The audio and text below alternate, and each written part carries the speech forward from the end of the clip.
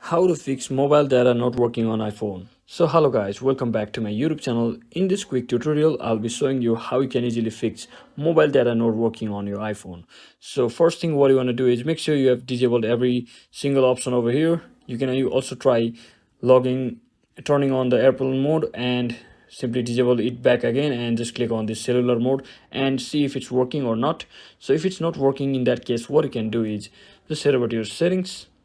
So once you're inside your settings, just scroll all the way down until you see the option called general. So once you are inside the general option, just scroll all the way down again and just click on this transfer or reset iPhone. So once you're inside here, just tap on reset button over here and click on reset network setting.